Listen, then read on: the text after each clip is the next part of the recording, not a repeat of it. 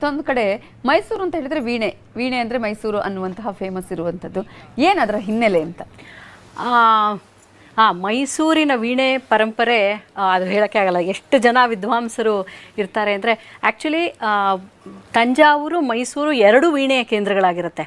ಆದರೆ ನಮ್ಮಲ್ಲಿರೋ ವೈಣಿಕ ರತ್ನಗಳು ಇದನ್ನು ಬೇರೆ ಲೆವೆಲ್ಗೆ ತೊಗೊಂಡು ಹೊರಟೋಗ್ತಾರೆ. ನಮಗೆ 16ನೇ ಶತಮಾನದಲ್ಲಿ ಇವರು ಲಕ್ಷ್ಮೀನಾರಾಯಣಪ್ಪರವರು ಮೊದಲು ಅದು ಮೈಸೂರು ಶಾಸ್ತ್ರೀಯ ವೀಣೆ ಶೈಲಿಗೆ ಅವರು ತಳಹದಿ ಹಾಕ್ತಾರೆ. ಅದಾದಮೇಲೆ ಬಂದ ವೆಂಕಟ ಸುಬ್ಬಯ್ಯನವರು, ವೀಣೆ ಶೇಷಣ್ಣ, ವೀಣೆ ಶಾಮಣ್ಣ, ವೀಣೆ ಸುಬ್ಬಣ್ಣ, ದೊರಸಾಮಯ್ಯಂಗಾರ್ವರೆಗೂ ಇವರು ಎಂಥ ದಿಗ್ಗಜರು ಇರ್ತಾರೆ ಅಂದರೆ ಇದನ್ನು ತುಂಬ ಎತ್ತರಕ್ಕೆ ತೊಗೊಂಡು ಹೋಗ್ತಾರೆ.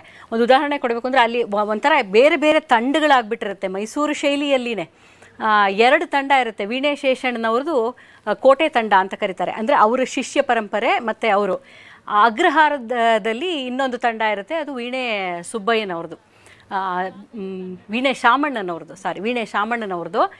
ಇವರಿಗೆ ಅವ್ರ ಮೇಲೆ ಪೈಪೋಟಿ, ಒಬ್ರಿಗೊಬ್ಬರಿಗೆ. ನಾವು ನಿಮಗಿಂತ ಬೆಟರು ಇವರು. ವೀಣೆ ಶೇಷಣ್ಣನ ತಂಡದವರು ಹೇಗೆ ಅಂದರೆ ಅವ್ರದ್ದು ಮಾಧುರ್ಯ ಜಾಸ್ತಿ ವೀಣೆಯಲ್ಲಿ, ಭಾವಪೂರ್ಣ ವೀಣಾವಾದನ ಅವರದು.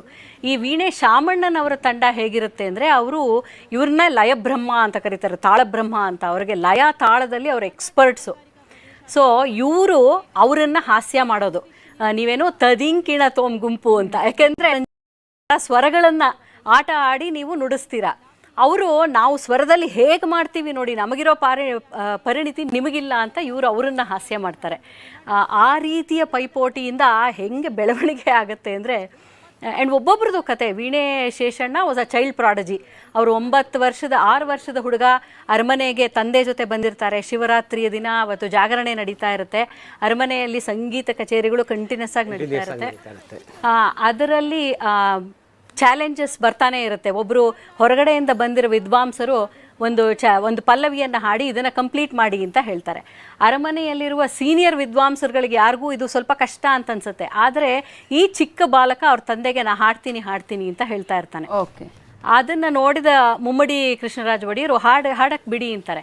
ಆಗ ಆ ಹುಡುಗ ಅದನ್ನು ಸುಲಲಿತವಾಗಿ ಕಂಪ್ಲೀಟ್ ಮಾಡ್ತಾನೆ.